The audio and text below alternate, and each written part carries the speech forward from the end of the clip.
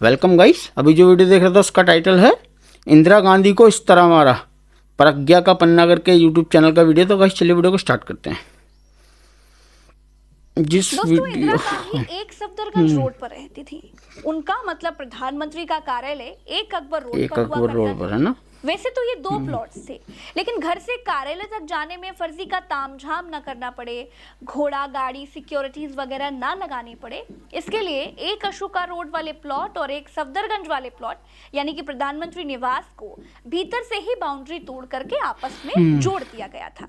इंदिरा गांधी पैदल ही भीतर अपने घर यानी एक सफदरगंज रोड से एक अकबर रोड वाले प्रधानमंत्री कार्यालय में आया जाया करती थी, और यही वो करीब 100 मीटर से भी कम का रास्ता था जो इंदिरा गांधी का आखिरी रास्ता बन गया। आखिर कैसे दफ्तर और घर के बीच में इंदिरा गांधी के साथ लंदन तक घूम करके आने वाले सिख सिक्योरिटी गार्ड्स ने उनकी हत्या कर दी, आज इसी को जानेंगे।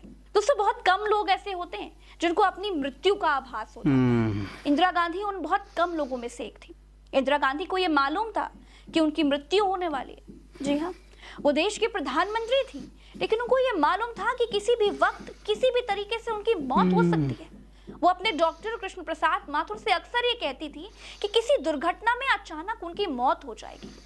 उनकी ये बात सच भी साबित हुई, और इसीलिए अपनी मौत से एक दिन पहले यानी कि 30 अक्टूबर 1984 को उन्होंने ओडिशा के भुवनेश्वर में एक रैली में खुलेआम अपनी मौत का जिक्र कर दिया था।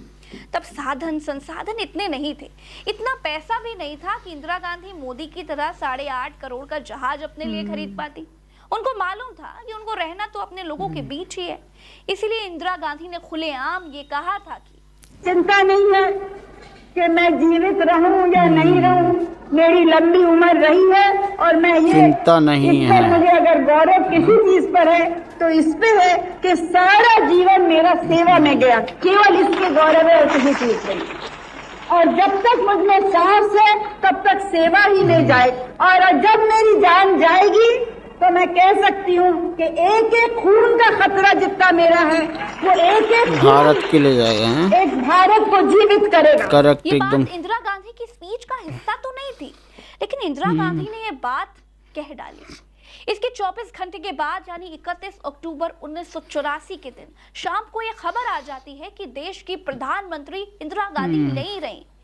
इंदिरा के ही 2 सिख सिक्योरिटी गार्ड्स ने उनकी गोली मारकर हत्या कर दी। उन्हीं के सिक्योरिटी गार्ड ने। लेकिन इस सन्नाटे के पहले 5 घंटे आखिर कैसे बीते, आज हम आपको उन 5 घंटों के बारे में बताएंगे। तो बात आज से 38 साल पुरानी है, जब पंजाब को पाकिस्तान की तरह खालिस्तान नाम का अलग देश बनाने की मांग चल रही थी। इसका नेतृत्व जरनैल सिंह भिंडरावाले कर रहा था। इसका पता इंदिरा गांधी को चल गया।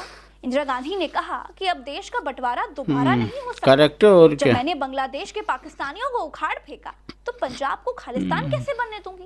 भाई, पता किया गया कि कहाँ है आतंकी भिंडरावाला, उसे खोजा जाए और खोज करके उसे खत्म कर दिया जाए।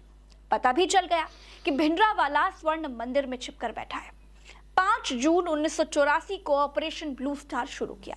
भिंडरावाला सहित कईयों को मौतों के घाट उतार दिया गया।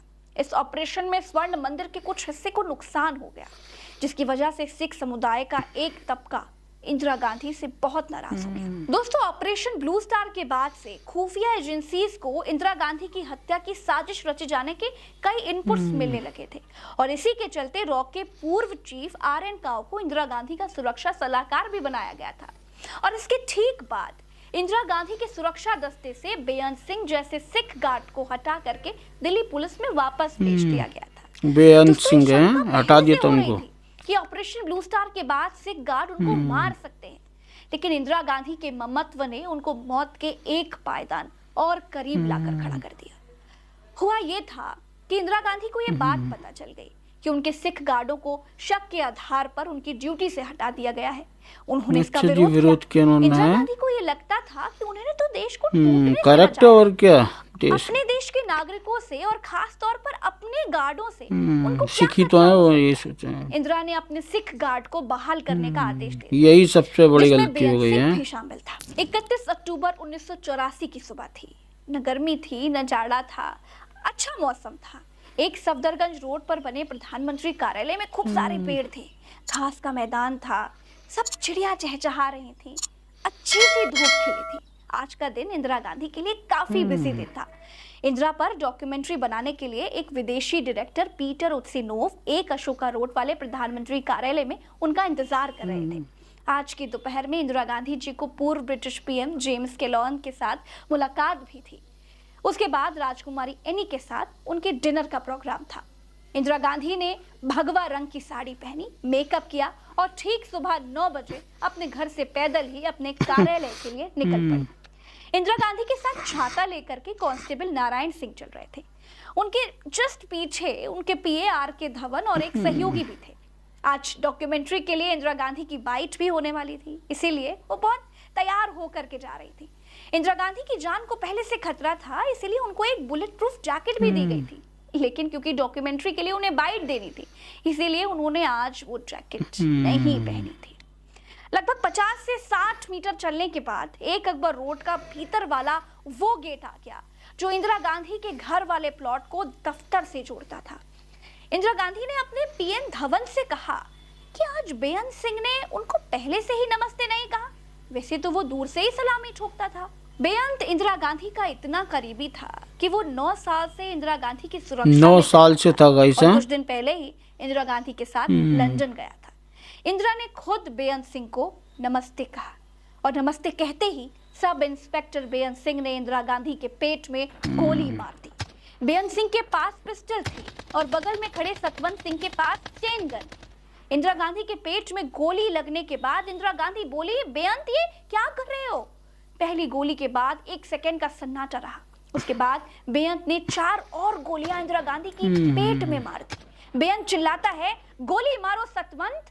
सतवंत मशीन गन की 25 गोलियां इंदिरा गांधी बहुत ज्यादा गलत, बहुत ज्यादा। ज्यादा। की दूसरी तरफ खड़ा सिख गार्ड 22 साल क्या मिल गया बताओ इनको मार के? हैं क्या मिल गया? से सारी की सारी गोलियां इंदिरा गांधी के सीने में उतार देता है। इंदिरा गांधी के पीए धवन स्टैच्यू बनकर खड़े रह जाते हैं।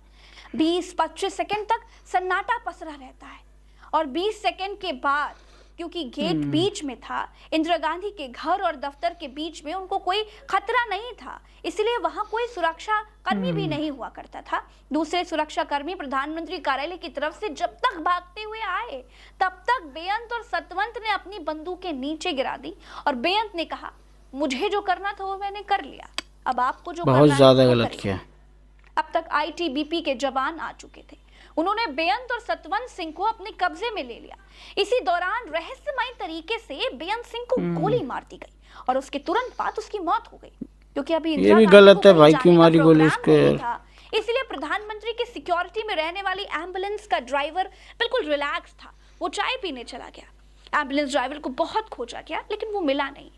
पीए धवन अपनी एम्बेसडर कार लेकर के आ जाते हैं। धवन और सुरक्षा कर्मी दिनेश भट्ट इंदिरा गांधी को एम्बेसडर की पिछली सीट पर लेटाते हैं। अब गोलियों की आवाज घर में मौजूद सोनिया गांधी के कानों में पड़ती है। 1984 में 24 अक्टूबर को ही दिवाली गुजरी थी। अब सोनिया गांधी को ही लगा कि कोई बचे हुए दिवाली के पटाखे जला रहा होगा, लेकिन जब शोर हुआ तो सोनिया गांधी का शक और गहरा हो गया और वो घर से भागते हुए बाहर निकली। सोनिया गांधी दौड़ते हुए आती हैं और चिल्लाती हैं, मम्मी, हे भगवान, मम्मी। एम्बेसडर कार में सोनिया गांधी के साथ इंदिरा गांधी का पीए धवन और एक सुरक्षा कर्मी दिनेश भट्ट बैठ जाते हैं। सोनिया गांधी भी पीछे की सीट पर बैठ जाती हैं और बड़े प्यार से इंदिरा गांधी के सिर को उठाकर अपनी गोद में रख लेती हैं। इंदिरा गांधी को एम्स ले जाया जाता है। सुबह 9 से 9:30 बजे के बीच का समय था। दिल्ली के ज्यादातर दफ्तर खुलने का समय था। सड़कों पर भयंकर ट्रैफिक था। एम्स था तो 4.5 किलोमीटर दूर ही, लेकिन पहुंचने में समय लग रहा था क्योंकि जाम बहुत ज्यादा था। एक सेकंड 1 घंटे के बराबर कट रहा था। इंदिरा गांधी के शरीर से खून लगातार बहता जा रहा था, जिससे सोनिया गांधी का गाउन खून से भीग चुका था। कार 9:30 बजे के आसपास एम्स पहुंच जाती है। ड्यूटी पर मौजूद जूनियर डॉक्टर्स ने जब इंदिरा गांधी को देखा तो उनके पसीने छूट गए। तुरंत बड़े डॉक्टर्स को बुलाया गया। गुलेरिया, एमएस कपूर और एस बालाराम जैसे टॉप सर्जन्स और डॉक्टर्स मिनटों में वहां पहुंच जाते हैं। इंदिरा गांधी का तुरंत ही इलेक्ट्रोकार्डियम किया जाता है। इंदिरा गांधी के दिल में मामूली हरकत हो रही थी। उनकी नाड़ी में कोई धड़कन नहीं थी। बहता हुआ खून रुकने का नाम ही नहीं ले रहा था। डॉक्टर्स ने तुरंत खून रोकने के लिए बहुत कोशिशें की। सर्जन्स ने उनके चेस्ट और पेट का ऑपरेशन किया, इस दौरान लोगों से खून देने की अपील भी की गई। उसके बाद तो एम्स के बाहर खून देने वालों की भारी भीड़ उमड़ पड़ी। 88 बोतल ओ नेगेटिव 88 बोतल 88 हैं, लेकिन कुछ काम नहीं आया। गोलियों ने उनके लिवर के दाहिने हिस्से को छलनी कर दिया था। उनकी बड़ी बहुत आंख ज्यादा में गलत 12 के वो। करीब छेद हो गए थे। 12 उनके एक छेद। फेफड़े में भी गोली लगी थी और रीढ़ की हड्डी भी गोलियों के असर से पूरी तरह से टूट गई थी। सिर्फ उनका दिल थोड़ा सही सलामत था। उनके शरीर पर गोलियों के 30 निशान गाइस, और 31 गोलियां इंदिरा गांधी के शरीर 31 से गोलियां। निकाली। राजीव गांधी उस वक्त पश्चिम बंगाल में चुनाव प्रचार के लिए गए हुए थे। राजीव गांधी को इसकी जानकारी बीबीसी रेडियो से मिली। इसके बाद दोपहर 2:23 पर औपचारिक रूप से इंदिरा गांधी की मौत की घोषणा हो गई। संवैधानिक तौर पर जब एक प्रधानमंत्री की किसी वजह से कार्यालय में मौत हो जाती है तो दूसरे को तुरंत शपथ लेनी पड़ती है, नहीं तो सरकार का अस्तित्व खत्म हो जाता है। इसीलिए ऑल इंडिया रेडियो को राजीव गांधी के प्रधानमंत्री के रूप में शपथ लेने से कुछ मिनट पहले ही घोषणा करने की इजाजत दी गई थी। एम्स में उस वक्त हजारों लोग जुट गए थे। धीरे धीरे खबर भी फैल गई कि इंदिरा गांधी को 2 सिख लोगों ने गोली मार दी है। इससे माहौल बदलने लगा। राष्ट्रपति ज्ञानी जैल सिंह की कार पर पथराव हो गया। शाम को अस्पताल से लौटते हुए लोगों ने कुछ इलाकों में तोड़फोड़ शुरू कर दी। धीरे धीरे करके दिल्ली सिख दंगों की आग में झुलस गई। रात होते होते तो दिल्ली समेत देश के कई शहरों में सिख विरोधी दंगे भड़क गए थे। दोस्तों, कहा जाता है कि ऑपरेशन ब्लू स्टार से पहले बेअंत सिंह बहुत धार्मिक नहीं था, इंदिरा गांधी का बड़ा वफादार था, लेकिन उसके बाद उसमें परिवर्तन ब्लू स्टार दिखाई के देने बाद लगा। ऑपरेशन वो है। अक्सर दिल्ली के मोती बाग वाले गुरुद्वारे जाने लगा। यहाँ पर उसकी मुलाकात उसके अंकल केहर सिंह से होती थी।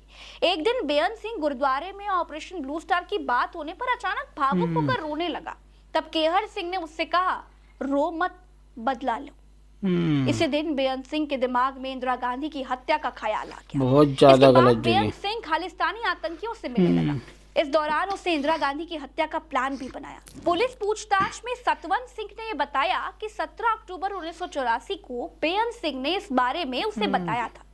पहले ये लोग इंदिरा गांधी के घर में बम फेंकने वाले थे, लेकिन इंदिरा गांधी के घर में उनकी लोकेशन का सही पता न मिल पाने के कारण ये प्लान फेल हो गया था।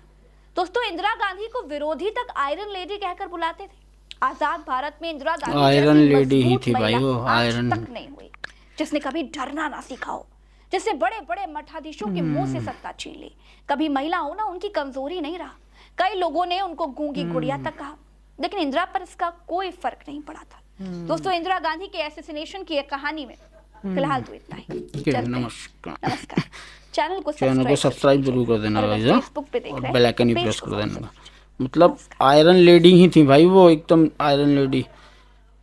31 गोली 31 गोलियां निकली थी गाइस उनके शरीर से। बताओ यार, एक दिन पहले ही वो भाषण दे रही हैं कि मेरी एक एक खून की एक एक बूंद देश, भारत देश के काम आएगी, और नेक्स्ट दिन ही उनको गोलियां मार दी। बताओ, उनके गार्डों ने, पर्सनल गार्ड ने, जो 9 साल से कंटिन्यू काम कर रहा है उनके साथ, जबकि उसको हटा दिया था। और उनका बड़प्पन देखो इंदिरा जी का, वापस उसी गार्ड को बुला लिया उन्होंने। जबकि रॉ चीफ जो थे, मतलब उनकी सिक्योरिटी में जितने भी थे, तो उन्होंने सिख दोनों को हटा दिया था गार्डों को, उन्होंने खुद बुलाया उसको वापस। उसके बाद भी बताओ क्या मिल गया उस इंसान को यार, इतने बुजुर्ग इंसान को मार के क्या मिला, क्या हुआ? खुद भी मरा वो। बेअंत सिंह को तो मार ही दिया था ना, तभी एक बच गया था शायद उनमें से। एक तो वो मतलब भारत को टूटने से बचाया उन्होंने, अच्छा किया है, और उल्टा तुम उनको गोली मार रहे हो भाई। तो अच्छी बात है ना, बता, पाकिस्तान टूट गया, बांग्लादेश टूट गया, अब क्या खालिस्तान, ये पंजाब भी तोड़ना चाहते हैं, तो उन्होंने ठीक किया भाई। ये गलती हो गई। यहाँ तुम्हारा जो वो था टेम्पल जो भी था, जहाँ वो ऑपरेशन ब्लू स्टार हुआ था, इनका गुरुद्वारा है कोई, उसके लिए मानते हैं हाँ, लेकिन फिर उसकी जगह ये भी तो देखो भाई, भारत टूटने से बचाया उन्होंने, वो मजबूरी से करना पड़ा। सो गाइस, यही था आज का वीडियो। उम्मीद आपको इन्फॉर्मेटिव लगा होगा। हमारे चैनल को सब्सक्राइब कर देना। ओरिजिनल वीडियो का लिंक डिस्क्रिप्शन से ले लेना। अल्लाह हाफिज़।